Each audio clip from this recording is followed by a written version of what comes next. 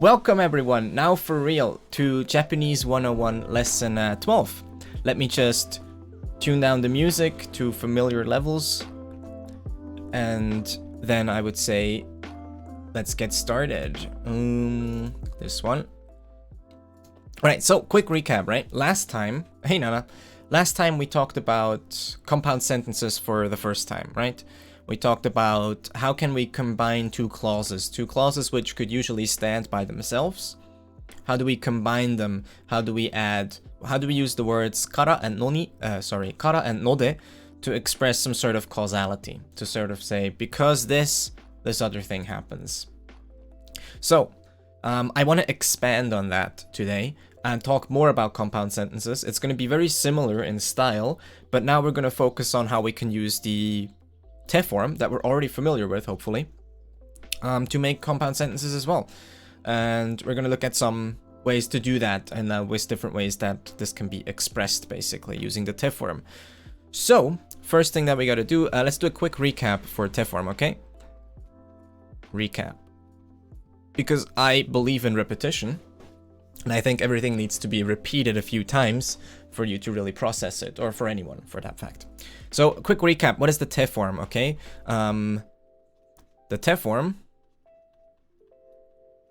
is conjunctive, okay?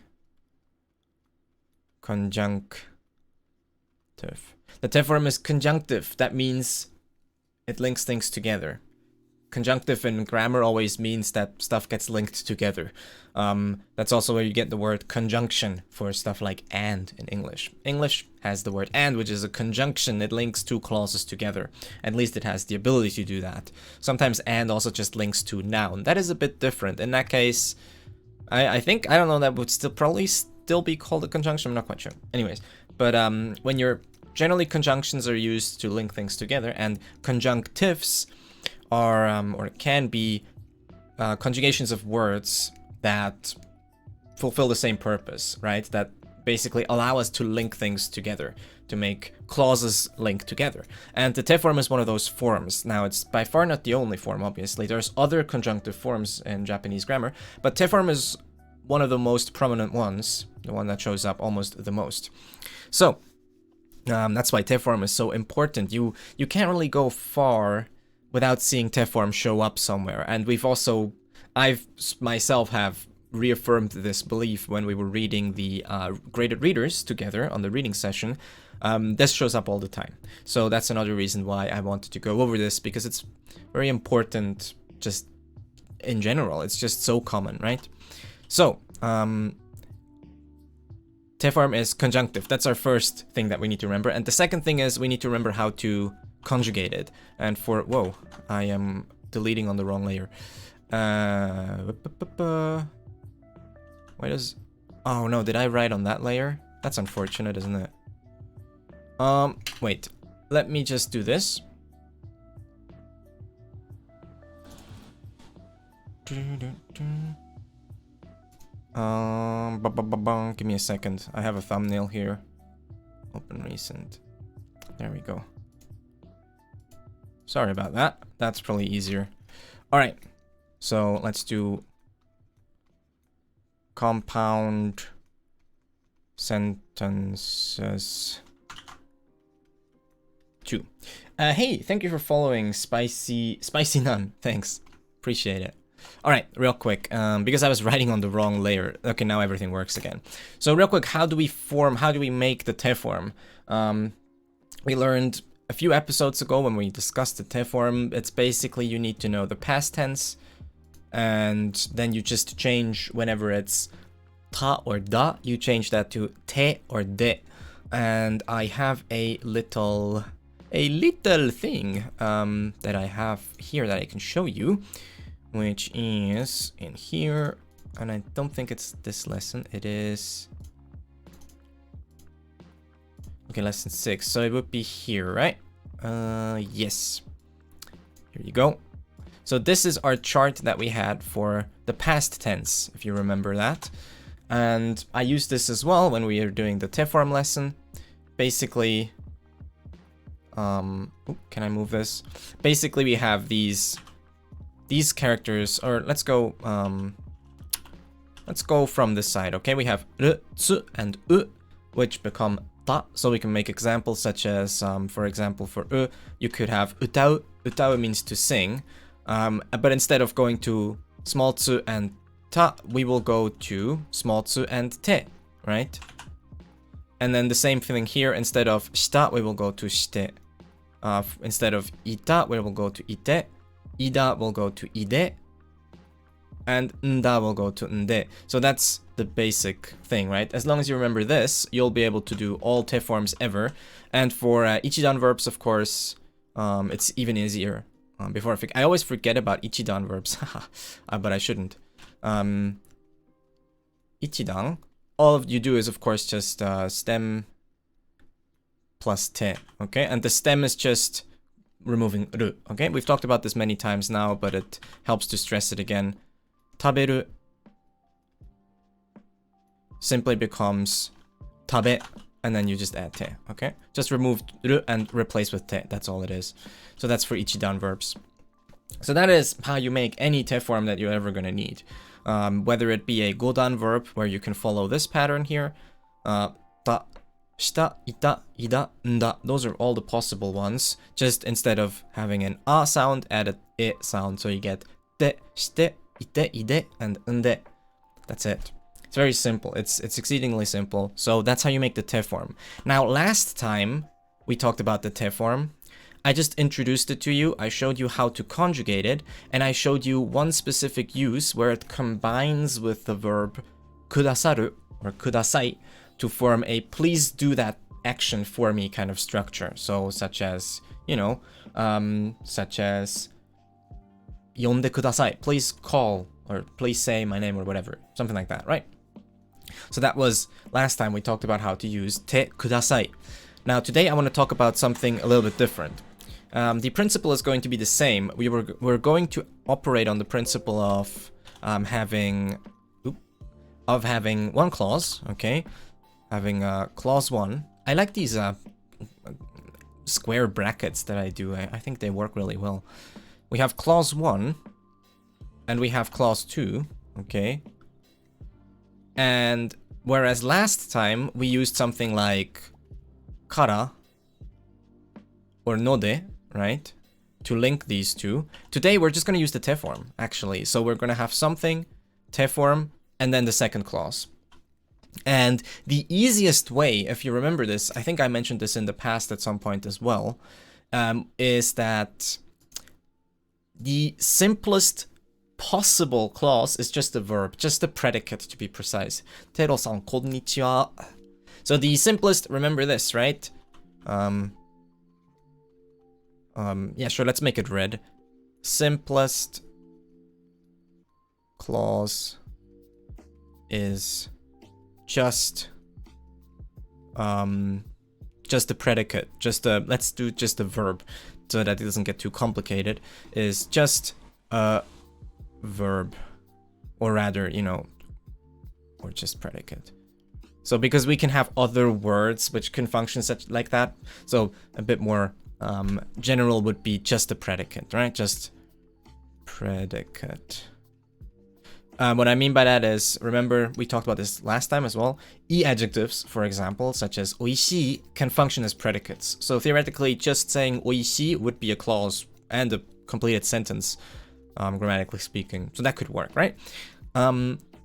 But for our purposes today, we're going to focus on just verbs for the most part. And we're not going to talk much about adjectives or copulas or anything like that. So remember, the simplest clause is just a predicate. So that means clause 1 and clause 2 in our example could just be two verbs. Clause 1, well, we can also start with 2, but that doesn't make much sense in this case. If we just have clause 1 and clause 2 be two verbs, what does it mean to connect them with te form? And this is where things get interesting. So what does this mean? What does it mean to have just one verb, right? What does it mean to just have one verb here and another verb here, and for this to be in te form, right? Well, the answer is a few things. That's why it gets a little bit more complicated. The answer is this can mean a few things, and it depends on A, the context, and B, the verbs themselves, okay? So Note that, so like we have context plus verbs chosen or something give us the meaning, okay? Okay, that means meaning. Okay, you don't have to be able to read that. You just have to be able to read my mind and know that it means meaning. I ran out of space. Doesn't matter. I told you what it means. It means meaning, okay? So the context and the verbs chosen give us the meaning of that. Of course, we have a selection of what it can mean, okay? It's not like it's just random. So let's look at what it can mean, which that's what today's lesson is about after all. So the first thing that we're going to talk about is going to be couldn't just abbreviate it, okay? I can't. It's impossible. Hey. The first thing that we're going to look at is what I will call consecutive action, okay? So let's make a little one here, and that's going to be the main topic for today. And then I may show you some other things depending on how much time we have. So the first thing we're going to look at today is how to use te form for consecutive action. And this is what you'll see a lot in those stories that we've been reading. Consecutive. How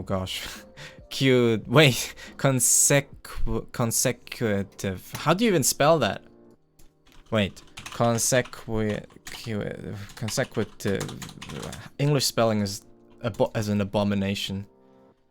Consecutive. Oh yeah, consecutive. I don't know what my brain was just stopped working there. Thank you. Consecutive. Yeah, consecutive. There you go. Consecutive action. I don't know why I thought there was going to be a Q in there. Consecutive action. Yeah, sure. I should do that. I should just ask you to guess every time. So what does consecutive action mean? Well, it means that you have these actions and you go from one to the other, right? So, and we can choose what these actions should be. For example, right? Yeah, no Q in consecutive. Yeah. Well, you know, there is one if I do it. So we can basically freely choose what we want these actions to be. And another thing is consecutive here implies obviously it's chronological, right? So chronological. If you don't know chronological, I don't know if I have to explain that word. It's sort of like in between a commonly used word and the specific word. Just means that it happens in the proper order of time. Like, you know, basically if you watch the clock as it progresses, one thing cannot happen before the other, right? So it's at 1 p.m. you do the other, and then at 2 p.m. you do the next thing. I think chronological is pretty well known what that means. Back to consecutive teaching. Yes, exactly. I probably still wouldn't spell necessarily without spell check. Listen, English spelling is a thing, okay? I'm trying my best. So, these things happen one after the other, okay? And there is a fixed order implied, okay? So when we use te form to express consecutive action like this, it must happen in this order, okay? It's not just any random order. It is like that, right? So if this thing happens here, then only can the next thing happen, and then can number 3 happen, and then can number 4 happen, right? There we go. So how do we use this? Well, let's make an example, okay? And let's make an example with just using verbs, just actions themselves. So very simple verbs, okay? So for example, what could we do? What is like a thing, an order, like a bunch of actions that you do in order? So like on a daily basis. I don't know. For example, you may get up, right? The first thing you do in the morning is get up. You get up, you get out of bed. What do you do next? Well, maybe you eat, okay? Then what do you do next? I don't know. Or let's say you get dressed or something. Get dressed. Then you eat breakfast or whatever, and then you leave the house. Doesn't matter what you leave, but there you go. Then third happen, order is important here. Yes, exactly. That's a very important takeaway point. The order is very important here. When you for te form used to express these consecutive actions, we really strongly imply that this happened, then this happened, and then this happened, and not in any other order. Sometimes even so strongly that it can have a little bit of a causality to it, and we're gonna look at some of these examples. sort of almost you're implying that the second action sort of depends on the first having happened, right? It's kind of like that. So let's look at this. Okay, we have get up, get dressed, eat, leave. What are these in Japanese? You can post them in chat if you want to in any particular order here. I don't really mind. It's more about the vocab. So how do you say get up, get out of bed? How do you say get dressed? How do you say eat? And how do you say leave? You can say eat breakfast if you want to. So we need all of these actions in Japanese so that we can try and link them together, and then we're going to try and use the te form to do that. Yes, cold. There you go. So okite, that's already in te form. That's good. So I'm just gonna write these down here for now. I'm not gonna use kanji probably. It's just easier also for me and for you probably. So we have okiru. Okiru. And then getting dressed. I don't know if someone will know it. Getting dressed here, we'll just try and use kiru, I guess. Kiru can mean to wear clothing. Or to put on clothing. Yeah, that's pretty good. Pretty close. So here we'll use taberu for eating. My favorite verb. Taberu. And for leaving, we'll use deru. Oop. Deru. 日本語学習者の皆さん頑張ってね。はい、一緒に頑張りましょう。Oh, I thought it's eat. It is eat. Wait, it is eat. The third one is at least. So these are the verbs we're gonna use, okay? Okiru, kiru, taberu, deru. Okiru for to get up. Fuku o kaburu, fuku o kaburu. Boshi would be kaburu. Kaburu means to wear something on your head, So you would say boshi, but not fuku. Oh, act. No, it's eat. So, leave. Yeah, there you go. Okiru, to get up. Kigaeru. You could use kigaeru as well. It means to change clothing. Maybe you're changing from your pajamas to your daily clothing. Kiru, to wear something. UchiTV-san, follow ありがとうございます。Taberu, to eat. For example, in this case, we're going to say eat breakfast or something. And deru here to leave the house. Important deru is it's intransitive, but it's used transitively. We'll look at it later when it comes up. So these are the verbs we're going to use. So let's make this sentence work. Boshi o kabutte iru. Really? Is Rosetta big on like wearing hats? I don't know. Hats are pretty cool. So remember, all of these verbs could theoretically be called their own clause because, like I said earlier, the shortest clause is correction okite, kite, tabete, and tete. Yes, that would be the next step, yeah. There you go. I think that's good. Let me try them again. I think you got them all right. Yeah, you got them all right. Perfect. So that's going to be our next step. Except for... Wait, kiru. No, kiru is correct as well, because kiru is also an ichidan verb. Kimasu. Okite, kite, tabete, demasu. So desu ne. So that would be our next step, would be to link them all together. So this is going to be version 1. Okay, we're going to do 2 versions of this. We're going to do a super concise, super compact version, which is basically what Mayakuya just posted in chat, which is like the most compact version. Teke no benkyou kai nan desu ka? Sou desu. Hai. 今日はteke 連用形の文法について勉強します。So version 1, okay? I'm gonna make a little one here. This is the most compact one. Later on, we'll see how we can like fill in some extra details to make the sentence a little bit more interesting. So number 1, just like we had before, I will not use kanji again. Just it's easier for me as well, because I'm lazy. Okiru, so okiru, okite. Okite. I'll make this red so we can see. Okite. So okiru is of course an ichidan verb. So you just add te like that. Next we had kiru.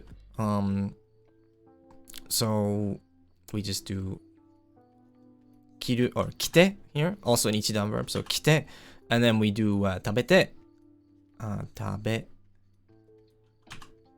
and then deru, or we can do either demasu or deru.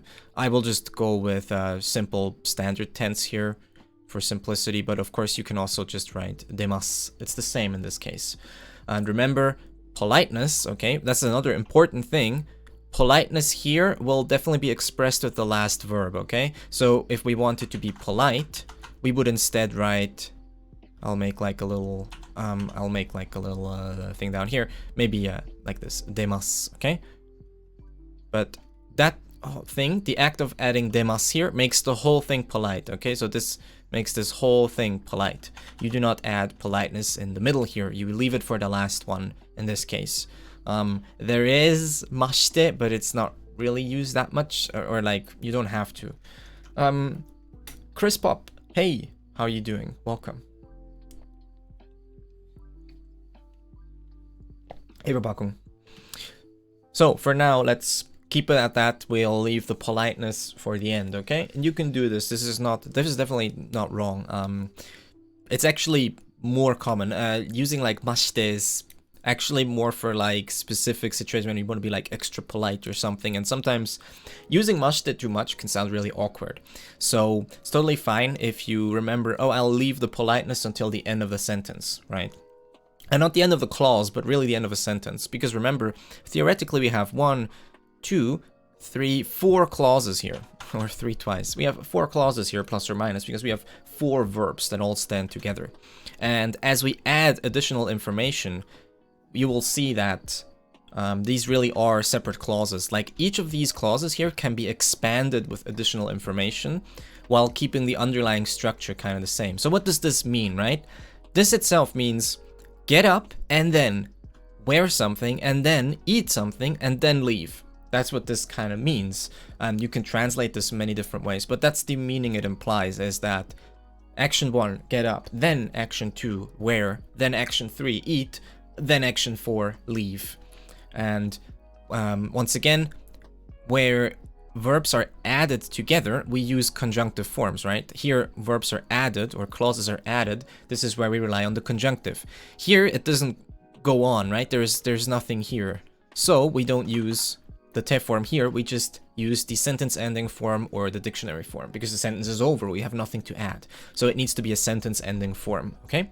Cool. So this is version 1. Very simple, all right? So let me clear out some space, and let's look at version 2.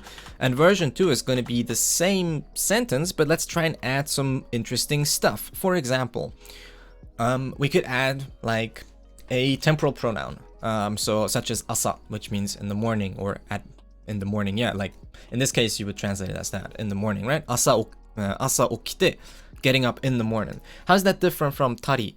So tari doesn't necessarily imply a strict order of things, and also not a chronological order. Tari just expresses a selection of actions from a maybe even larger selection of things that you did, or that someone else did. That's how it differentiates. So tari, I would say, is actually maybe more advanced than this. But it depends on which textbook you're using. So the two main differences is, first, tari does not emphasize chronological order, and secondly, tari emphasizes that there is a variety of actions and you're only mentioning a few of them, sort of the ones representing the other actions overall. For example, 勉強したり、ご飯を食べたり、家をdo, something like that. That would imply more something like, oh, I do things like study and eat breakfast in the morning. We do not know which you do first. You could eat breakfast first and then study, or the other way around. Second, there is other things you may do that you didn't mention. We don't know. Non-inclusive, not ordered lists. Yeah, so it's basically that, right?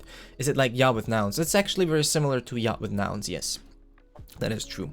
So that would be the difference here. Whereas te is more straightforward. Te really means like, these are the things I did, the only things I did, or the only things that matter in this context.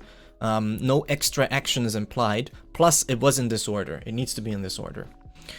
So, for example, let's add some extra stuff. So let's take the first clause, which is from here to here, and let's add some extra stuff to this clause, because we get to do that as long as it's in front of the verb. Because remember, the verb marks the end of the clause. So what do we add? Well, we could just simply add the temporal pronoun asa, which means morning, or here it can mean in the morning. So we can just say asa Or asawa, we can just say asawa, works just as well. Asawa 起きて or we could add 私は as well. 朝は起きて yeah. 朝は so in the morning or in the mornings, right? 朝は起きて and then something else, right? So let's say 起きて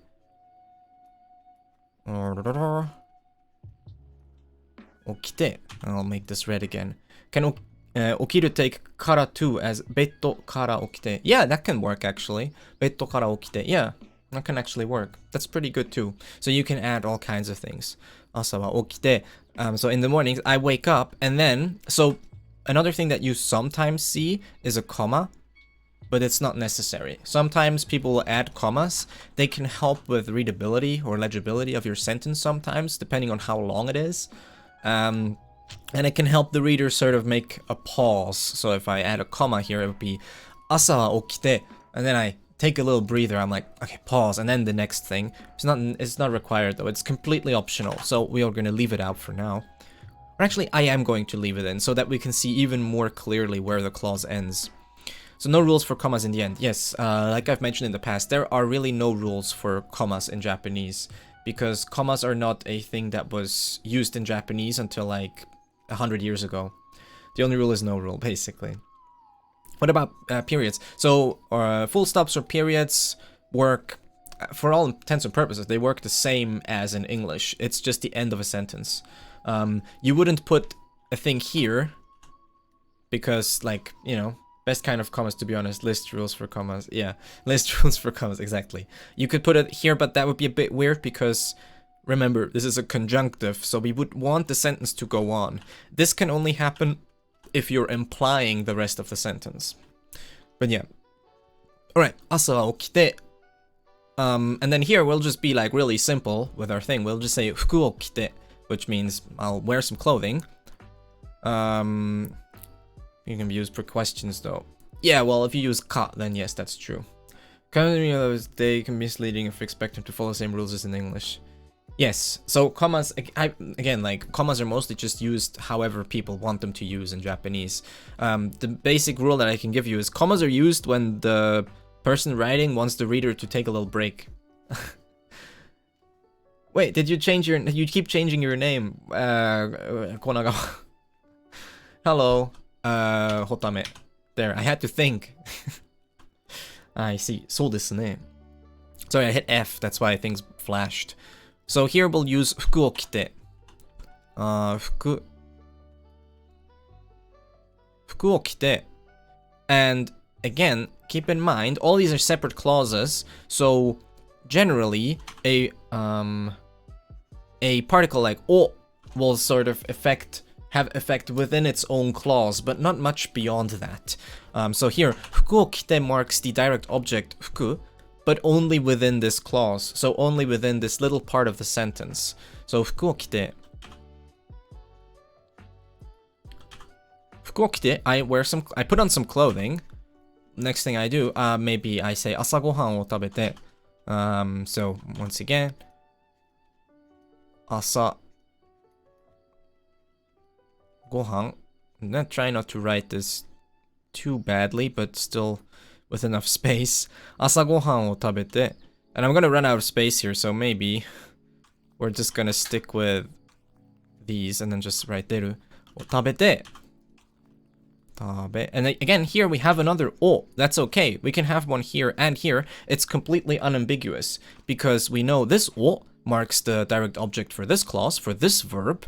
Okay, and this o is for a completely separate clause, a completely separate verb. That's totally fine. There is no ambiguity here as what we mark. It all works out just fine. Think of these clauses as like separate units here.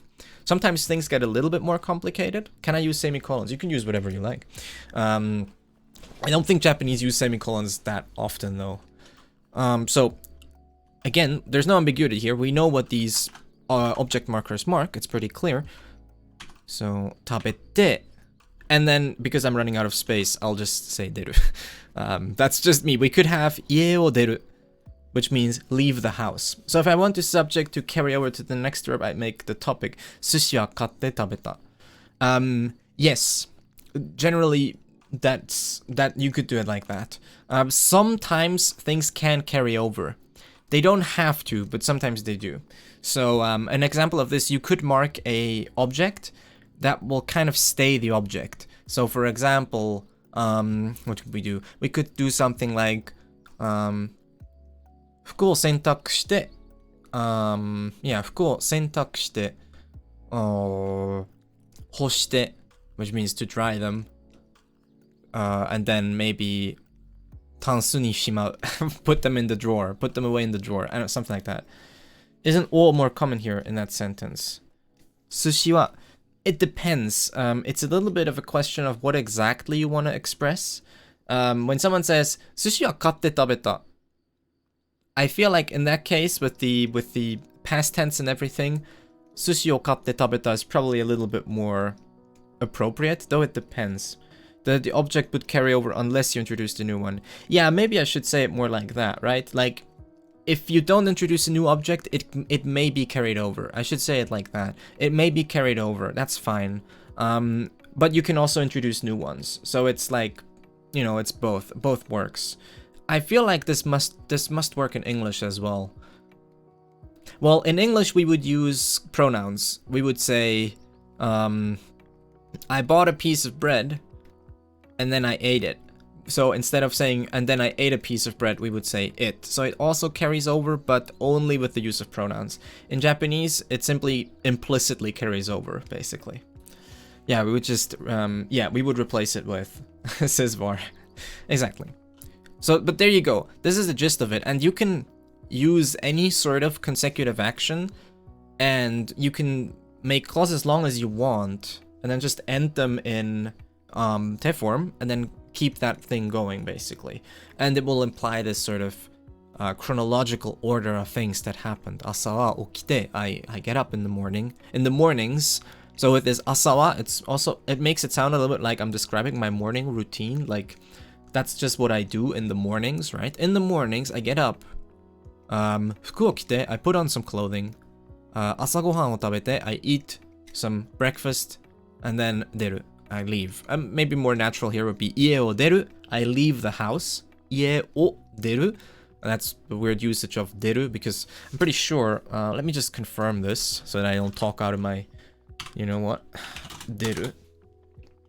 But yeah. So the weird thing here with 出る is that it is marked as intransitive, but because of this quirky behavior of intransitive verbs of movement, you can use you need to use the direct object marker, the o, to emphasize movement through some medium. And in the case of 出る, the building or room or whatever it is that you leave is generally marked with o. So you get 家を出る, even though it says it's intransitive. But that's the thing you'll get used to. So you'll hear 家を出る all the time, or 何かを出る. Why not から? 家から出る. It's like, it's similar. You can say から sometimes, but 出る implies to like, 出る focuses more on like, I would say, を出る would be like just the action of leaving the thing. Like you put it behind you, kind of. Like you put it behind you, sort of. Whereas から出る emphasizes more what's ahead, I guess. Leave from the house. Yeah, it's like から出る. It's not that hugely different, but I hear を出る more commonly than から出る. But yeah, 家を出る. I mean, 家を出る is like super, super common. I thought you were about to say, I'm going to check so I'm not talking out of my 出る家. Haha. Good one, I got him. 家から出る feels like translate to emerge from the house rather than leave. Yeah, it's, how would you say? It's like kind of subtle.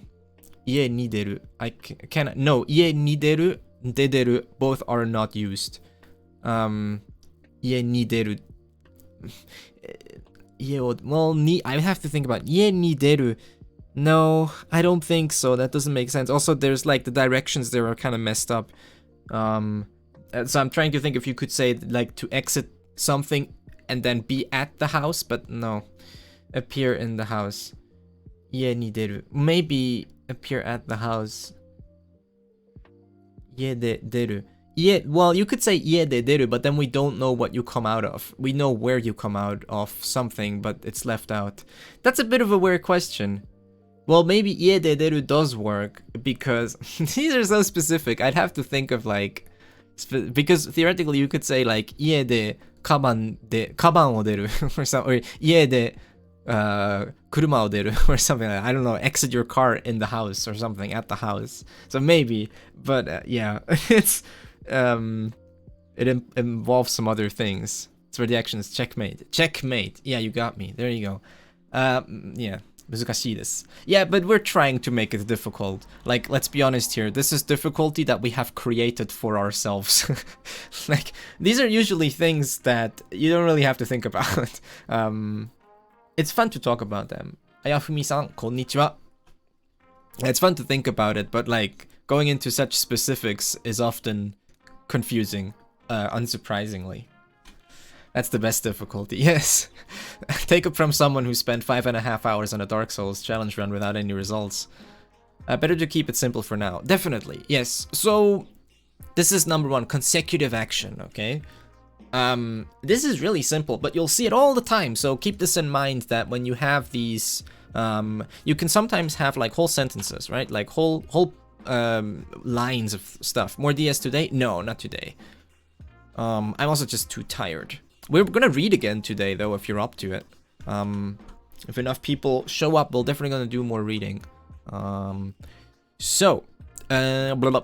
Sometimes you have these like whole sentences, so they'll just go on and on and on and on and on, and then you'll have like some and then like an alarm bell in your head should go off, right? Because you'll have this, and then you'll have like more, and then you have like some verb. I don't know. We'll just do taberu. I don't know. My favorite verb, okay? Don't hate me for liking taberu. When you see something like this, you'll be like, ah, I know. This is just like an and or an and then, okay? So all this stuff happens, and then there's an action, like something te, and then maybe a comma, and maybe like it goes on, and you're like, ah, okay, this is easy. I know this. It's just, this all happens, and then this all happens, right? Like first this, and then this. And there can be like many things in between. Did you at least kill one of the bosses once? Almost. I almost did it, okay? Ah, yes, coffee. Coffee. So, that's one thing. Now, I'm gonna have to think of what else I introduce with T-form, because T-form has so many more usages. But I think I'll introduce like some specific cases where interpretations are a little bit different, okay? So, this is number 1, right? Consecutive action. But I'm gonna stay for reading. Honestly, my brain hasn't been, because my asthma has been down of control, but the day is stable, thankfully, finally. Oh, I'm glad that you're not struggling as much today. I've had a really bad day yesterday with allergies. Like, man, it was just not good. But today is much better, actually. Today is like much better. So this is consecutive action. Now, what you have to keep in mind is that this usage of consecutive action is, the verbs are more separate, right? They are kind of standing on their own. Yeah, exactly, 10. So I will talk about this now. So the second thing that you'll see te used for is number 2. Number 2 is more for more like let's call it a direct link. A direct link between verbs. Okay? And I'll do like in brackets auxiliary, auxiliary, okay? So sometimes these things aren't necessarily auxiliary, but sometimes, but often, te can be used to form a much more direct link between two actions. One thing that I can show you, for example, is often you can express sort of almost a prerequisite condition for something using the te form. How should I say? It's best if I give you an example, okay? So what I can do is something like, or what can we use? What's something we can use? For example, we can use magic, okay? I'll just say magic, okay? Maho. So we can say maho 使って, right? 魔法を使って and you may have seen stuff like this. 魔法を使って I'll put the te form in red again. 魔法を使って use magic, and then something like 問題を解決する something like that. Yeah, I misspelled 魔法. 魔法 that's what happens when you don't pay enough attention. 問題 which means problem. 問題を解決する。解決する。Okay, so why do I call this a more direct link? Well, first of all, 魔法 means magic and 使う is to use. So, 魔法を使って using magic 問題を解決する. You solve problems. 問題を解決. 解決 means to solve something, to resolve something. For example, like, you know, 解決 means to sort of find a resolution to finish up something, to conclude. So 解決する. 問題を解決する to resolve your issue. 解決, exactly. There you go. Settlement, solution, resolution. You can see it in chat. So, why do I call this a more direct link? Well, it is a little bit vague. This is why I wouldn't call this auxiliary, right? I'm not saying that the verbs 使う and 解決する here are linked as like a verb and an auxiliary. I'm not saying that. But what I am saying is there is a little bit more going on than just saying I use magic and then I solve my problems.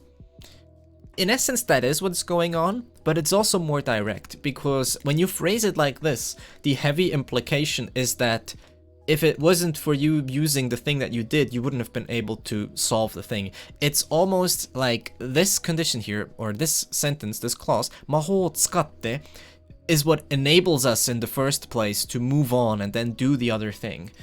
And you could argue that this is very similar to how it works with the consecutive action one because of the strong implication of chronological order, right? We simply cannot do the one thing before we have done the other. So the direct consequence of that strong chronological implication is that sometimes when you have sentences like these, 魔法を使って問題を解決する, but how would you translate it differently, right? Yeah, so the difference is I would translate this as something like, I solve my problems by using magic. Literally, that's, I think translating it as I solve by using magic is more accurate here than saying I use magic and then I solve my problems. I think this interpretation here is closer to we literally imply that using magic is what enables us to solve the problems in the first place. So I would translate it as something like that. Or I would say, using magic, I solve my problems. One of these two, I think, would be more accurate to what it really conveys, rather than just saying, I use magic and then I solve my problems. Because the issue is, when I say in English, I use magic and then I solve my problems, those could be completely disconnected actions. It could be like, well, I use magic and then I solve some problems, but they have nothing to do with each other. Whereas 魔法を使って問題を解決する heavily implies that you are solving these problems via magic, via this action, basically. And that's why I mentioned this specifically, is the te form can imply a quite strong link between those two actions. I haven't thought about it like that. Yeah, so it's less casual relationship between the verbs. Yes, that's the main point. Again, I'm bringing this up only because these are usages which are just slightly outside of the English and then, okay? That's why I'm bringing it up. So like, if you only ever think of te form as and then, you're gonna have a hard time understanding these sentences, or at least pick up on the exact nuance that they imply. Because especially with 使う, this is why I thought of this example in the first place, especially with 使う, okay? You're gonna see this a lot where people say by doing that, by using something.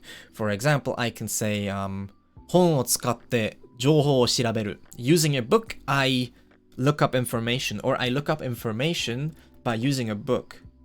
Something like that. 本を使って, even though 本を使う is a little bit, you know, you could just say 本を読んで. But yeah, in this case, you could say 本を読んで情報を調べる. By reading a book, I look up information. So there you go. 魔法を使うので. Yeah, 魔法を使うので here would be because I use magic, which again has a different implication. These are all nuance differences here, of course. All right, cool. And then let's focus on the auxiliary part a little bit. So just keep in mind that sometimes this te form almost implies like a causal link between one and the other, that like the one action enables the other action. を見て日本語を勉強します. Yeah, so that works, right? So ゲームグラマーを見て日本語を勉強します. You can actually translate that as by watching game grammar I study Japanese, whereas translating it as I watch game grammar and then I study Japanese also works, but it's kind of different. So both of these are valid translations in this case, I would say. So there you go. I recognize that confusion. This is illuminating. There you go. Yeah, I that's why I brought this up. I think this is, to study Japanese. Yeah, so this is a valid translation of this is literally you watch Japanese, you watch game grammar to study Japanese. 石を使って石を壊した. I used the rock to destroy the rock. Yes. That's you summed up Rust gameplay. All right, and then the other one, let's focus on the auxiliary part real quick before we finish off. Now, sometimes the link between the two verbs for te form can be so strong that one essentially is nothing but an auxiliary verb. And you have cases, for example, that you'll see, which are like, te iru. Okay, so often te form plus iru will almost change the verb completely, where it'll change its like tense kind of, right? There'll be like a progressive tense. So te iru is one of those examples. And we're going to talk about te iru and everything I'm going to mention. I'm just going to show you like examples for when this happens for now. So you have te iru and you have like te kuru, right? Te kuru. And te iku.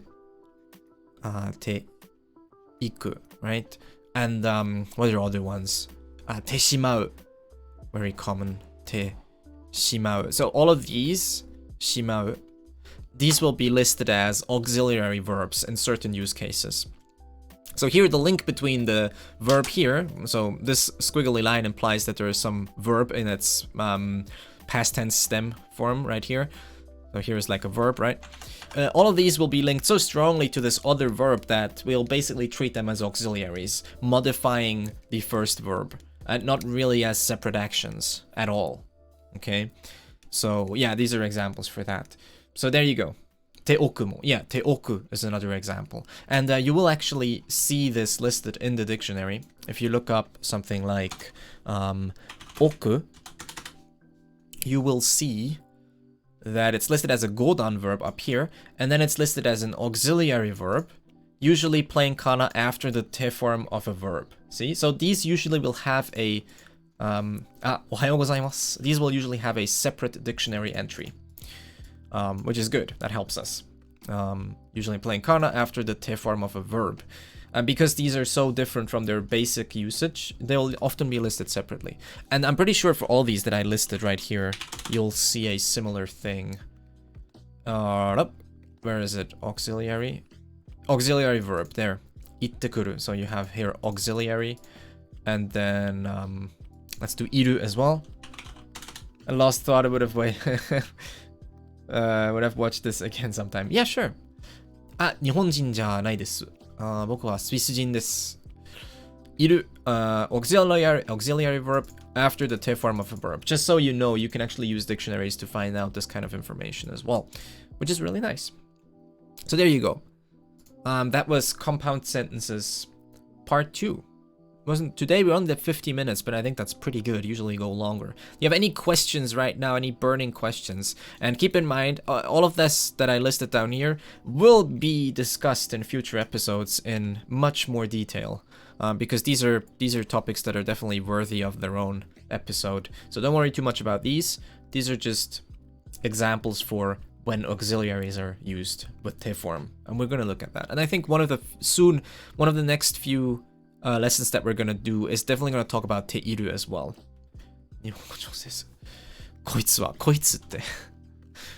そうなの? So there you go. All right. Let me get a sip of coffee.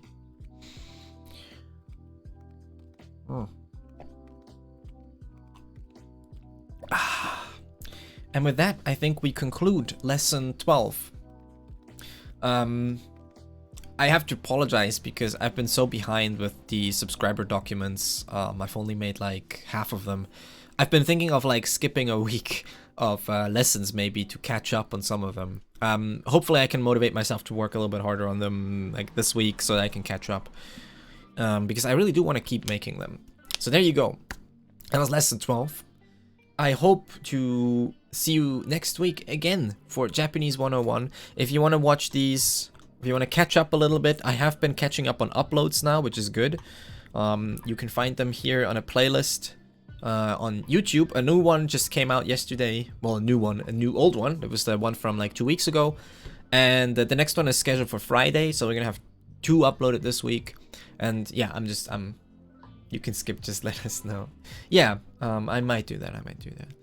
So yeah, the new uploads are coming. Actually, we've been uploading to the Game Grammar YouTube channel every single day for the last, I think, for the last 1.5 weeks, and it's gonna keep going for another 1 or 2 weeks, actually, because I have so many uploads that I need to catch up on. And then once that's done, I hope to get to just 3 uploads a week. But yeah, that was lesson 12. Thank you very much. I'll see you in lesson 13, which we'll see what we'll talk about. I don't know yet, actually, but isn't that part of the fun?